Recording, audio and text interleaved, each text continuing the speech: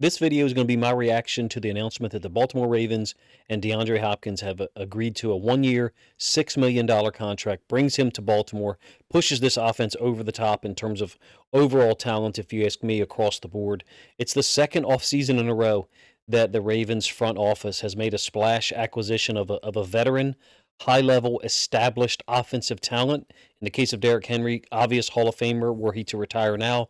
DeAndre Hopkins, whatever your opinion is of him in terms of that being noted in that category, Hall of Fame player. He's had a great career. Yes, he's 32 years old, but the parallels between these two guys coming to Baltimore, it almost appears intentional.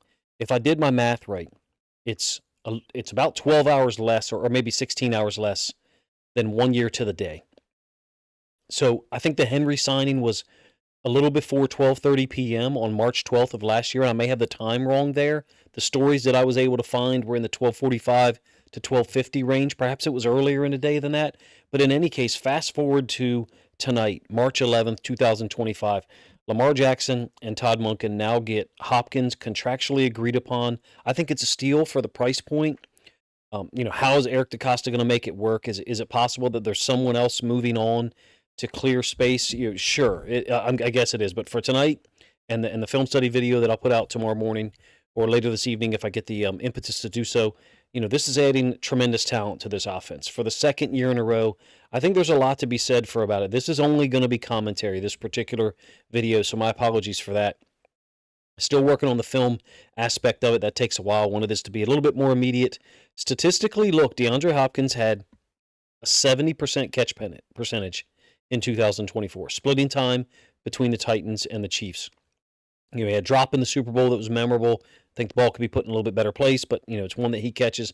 He did, in 10 regular season games in Kansas City, have 41 catches and 4 touchdowns and a 70% catch percentage. In the 3 playoff games that he played there, did he look like a game changer? Only totaling 3 receptions? No, certainly not. And in the Super Bowl, I didn't think he looked like a game changer either. Was he injured? Was he hurt? I don't know. I would be able to provide more of an analysis and opinion on that. After watching some of the film that I've gathered this evening, I wanted to record this. And an element to this that I haven't seen mentioned yet, and I want to bring up. He's got a level of familiarity with the Kansas City offense that no one else does that I'm aware of. I think it's Watson, their underrated wide receiver. I believe has moved on to the Texans, an AFC rival. And now DeAndre Hopkins, with all his experience, his accolades, his understanding of football, and ability to get himself open, now he comes to Baltimore. I think there's a few things to be said about that. And questions that I have, but it's a topic for another video. In terms of the stats, like I said, there's no film here. I've watched enough to comment on his individual ability. I think the parallels with him and Henry do kind of, break down at a certain point. How someone looked at and it happened, how someone could look at the Henry signing last year and not recognize that it was the best offseason signing for any team for what we needed. I don't know. Of course, Saquon Barkley at this point equaled it, exceeded it, whatever you want, however you want to describe it, go right ahead. The point is that 2 running backs, Barkley and Derrick Henry, guys approaching their 30s, were the best signings last year. In a video that I did on Derrick Henry that evening, that was what I proclaimed. Is that what I'll say about Hopkins here? No, I don't think so. I did say it in that first video about Henry. I'll link that one up in another film study about Henry and Hopkins here if you want to check that out tonight. So the link will be up here in the description and flowing through on the top right-hand part of the screen. I wouldn't put Hopkins signing in that category, but I will say this. I could see him dominating portions of games, depending on the matchup, depending on who we're playing, what that team's particular capability is from a coverage standpoint, and if the Ravens get into a situation where we see a matchup, a team's playing a lot of man, I do think Hopkins can get things done. Absolutely, without a doubt. I'll put it out here right now. This looks like the type of signing where 2 to 3 games next year in the regular season, there's a matchup that tilts the game in our favor, and DeAndre Hopkins is a part of that equation. And I think in the case of like Derrick Henry, you would certainly say in 2024, it was 5 or 6 games where he tilted the balance in our equation. The amount of offensive talent on this roster is truly insane right now. Henry, Bateman, Zay Flowers, Mark Andrews, who's still with the team right now, Isaiah Likely. I mean, what are we doing here? This is the most talented offense in Ravens history. It's not even close. Other moves pending, I understand, could impact that flow there or that group with Andrews possibly being traded.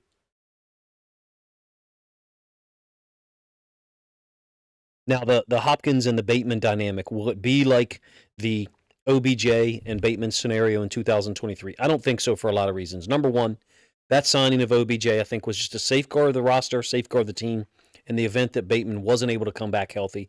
There was concerns about injury rate and the health of OBJ and availability, durability. So having both of them at the same time in 2023, I understood it. I didn't understand it before the season, but certainly once the year got going on, around about week 9 or 10, I started to get it. Okay, we've got both of these guys splitting time because we don't want to put too much weight on them. Number one, and number two, if a guy gets hurt, at least the other one's available. The nature of, but what I will say is this: the nature of what Bateman can do, he can win matchups, and Hopkins can as well. And having him as the third receiver, I think it's got to be looked at through that dynamic, that he's the third receiver in an 11 personnel grouping. Huge upgrade. And I will again compare it to Henry being signed last year. The upgrade from Gus Edwards and Justice Hill and Keaton Mitchell, in 2023 to Henry last year was massive, even though Keaton Mitchell had an amazing year in 2023 before his injury. Compare that positional upgrade, that group to Henry, to this one. Nelson Aguilar and Tylan Wallace to DeAndre Hopkins in 2025. I think the upgrade, the differential between the group and the player might be similar, at least as it stands, me thinking about it tonight. It's another element that's crazy to think about here is that it was 429 days ago, if I did my math right, that Hopkins and Henry were on the field together in the season finale with the Titans. Their last game against the Jaguars, when Derrick Henry goes off for like 180, Hopkins actually had a touchdown catch in that game. He stayed with Tennessee for parts of last year. Henry obviously signed the free agent contract, but 13 months later, they're both in Baltimore. It makes me wonder. Actually, I'm sure that they have had conversations. Henry and Hopkins haven't read a single word about that, but what it's like in Baltimore, how the offense runs, what it's like to play with Lamar. No doubt in my mind that two guys in this portion of their career, Henry and Hopkins, who are around each other in Tennessee, at least for a period of time, have accomplished so many things individually, had a conversation or multiple conversations about what they could accomplish together in Baltimore with Lamar Jackson. The goal is a Super Bowl, I think, for those guys, and that's me making that statement, projecting a little bit with respect to Hopkins. I know what his focus is, the Super Bowl. Clearly, if you ask me, they want to play football with Lamar Jackson. That goes without saying. I'm not really going to hammer that point here. It's an assumption. I do think that there needs to be significant credit given to Eric DeCosta in the front office. And Todd Monken's offense has to be a factor. People, Ravens fans, spent a couple of years complaining about one element of the Greg Roman offense, and that was it pushes wide receivers away. Who's going to want to come here? All that conversation. I mean, it's a totally different day now. I'm not criticizing those people who had those thoughts at all. There's some legitimacy to it. What I'm turning this into is how different it is now. 2 years in a row, we've got veterans who could have gone elsewhere, that could have chased titles in another location, and they both chose to come to Baltimore, probably for less than they could have gotten otherwise. I think Eric DeCosta deserves credit, the entire front office. In reality, however much gravity we want to apply to Lamar, and it is considerable, we have to look at the facts. Two players, Hall of Fame caliber talents, have signed with the Ravens in a 12-month period, or 12 months minus a half a day, I guess, if I did my math right, for below market value. Everybody deserves credit here. Lamar, Monken, Eric DeCosta. Is it possible that DeAndre Hopkins is more independent? I hate that word. I hate to even use the word selfish, but I've read that and heard that thrown around, than other receivers we had on the roster last year. I mean, if you want to say that, go right ahead. I personally do not care. Number one, there's a connection that's obvious between Henry and Hopkins. I am sure that not only did those two converse, but the front office spoke to Derrick Henry about it as well.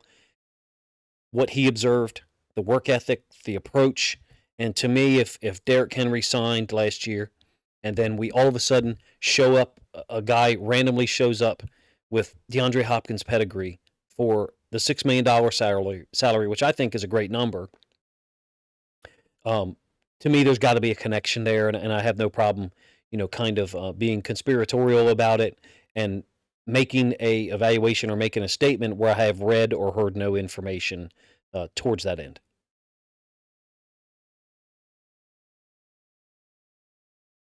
The offense that Monken runs, being a spread offense, I think is probably impacting Hopkins' decision as well. He's not going to come here and get 8-10 targets a game. Everybody knows that, and he understood that up front. When they say that this is a spread offense, it's not just spread by horizontal alignment, it's spread by opportunity. We all thought that there were probably times we wanted Henry to get the ball more, or we should run with Lamar more, or we need to get the ball to Bateman more. I think I had that thought 3 or 4 times last year in game situations. All of those guys are capable of producing and handling more responsibility. This is a very unique situation for this offense to have this much talent right now, at least as it stands, late on the night of March 11th. That Andrews is still on the roster, likely is still on the roster, and we have all those guys. How does it impact the possibility of Tylan Wallace returning?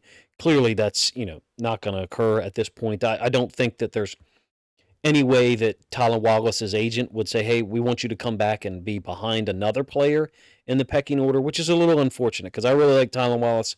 I was glad to see the progress that he made last year.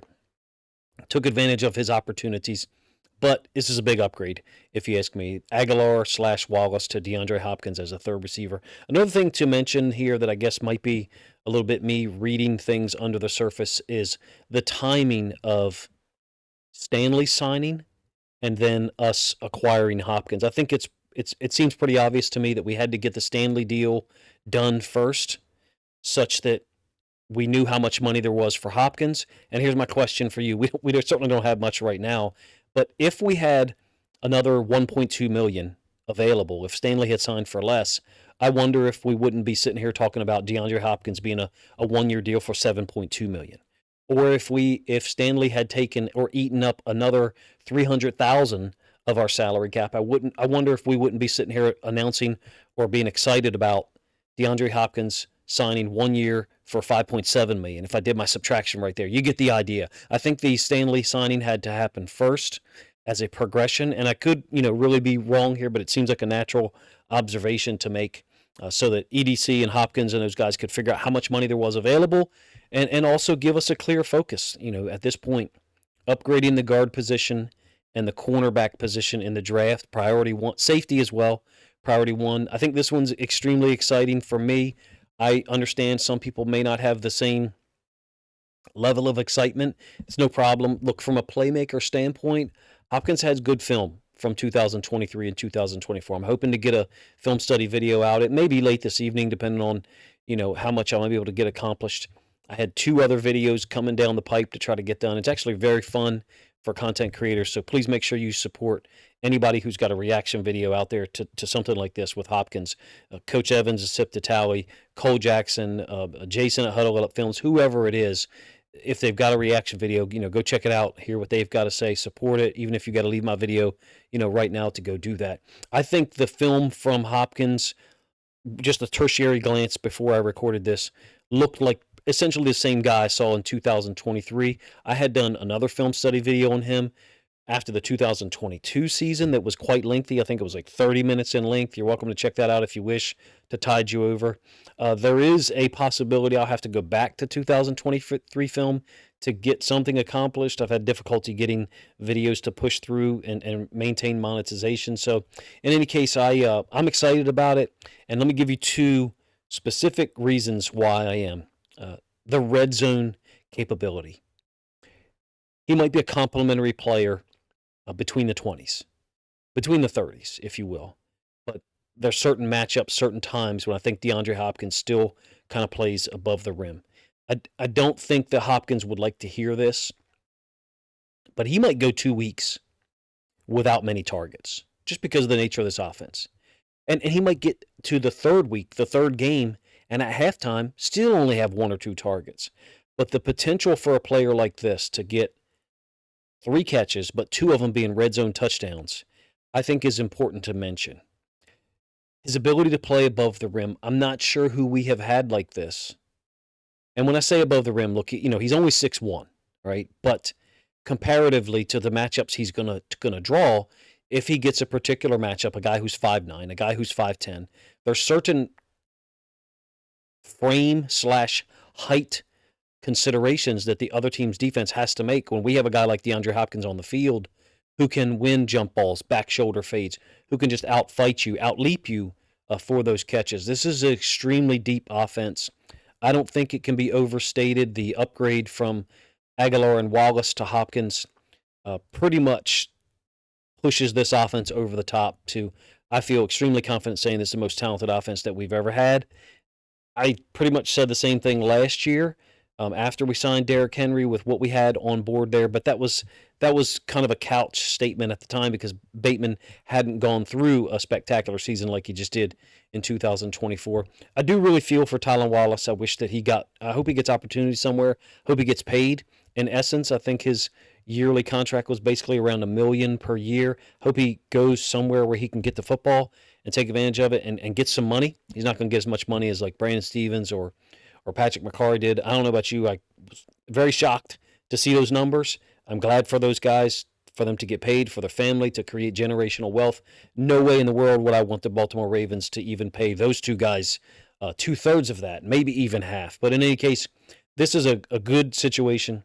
Does bring up some problems for Monken and Lamar. I shouldn't say problems, challenges, because Lamar wants to see everybody eat. Lamar doesn't seem to have a care about distributing the football to the right guy. He doesn't seem intentional now with focusing on a particular guy. There's actually times where we wish he had been, right? Where he'd, get the ball to Andrews more, get the ball to Flowers more. Bateman is my guy. But Lamar is willing to facilitate.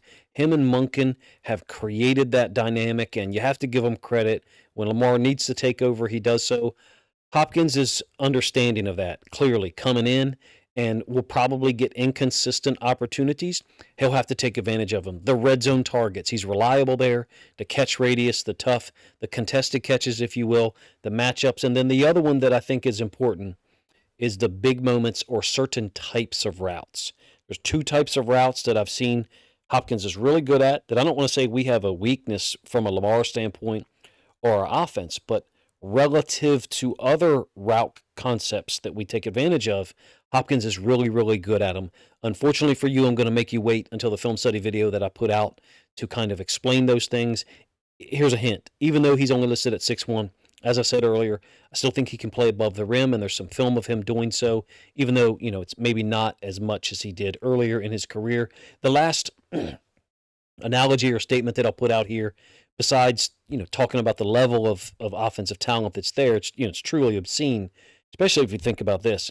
What if Keaton Mitchell can return to his 2023 form? We are looking at an offense that can be a Formula One race car when need be. Speed, elegance, polished passing game, multiple accomplished receivers and tight ends, and a quarterback who's willing to throw the football wherever the heck the ball should go, wherever the opening is, wherever the weakness is in the defense. But that same offense can morph from a Formula One car to a monster truck at a play's notice. This is very unique. I'm extremely excited about it. I hope this reaction video wasn't boring to you, being as it was no film involved. I'm actually kind of embarrassed to put these out in this manner, and that doesn't mean I'm taking any shots or applying any shade to people who don't show film. That's what I enjoy doing, is showing film. I enjoy trying to break it down and live up to the high standard that is football evaluation nowadays, and so not being able to show the film immediately is kind of a tough pill for me to accept, but I have to see what will go through on my YouTube channel and actually be available for monetization. Hope you understand. I'd like to be somewhat compensated, even at YouTube's lowly standards, for the amount of time and effort that I put in. Forgive me for explaining that, but this is, I think, a great signing, the second one in a 12-month period. And I'm okay and comfortable if I am comfortable if people disagree with me. There's no problem there.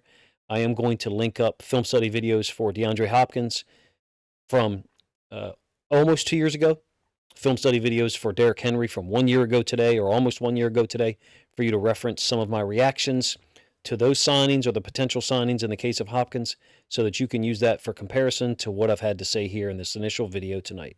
Appreciate you guys' time, man. If you think other Ravens fans would enjoy my reaction, albeit a lengthy one, to Deandre Hopkins signing, then please consider grabbing a link to this video, sharing it out on social media to help this content get more reach.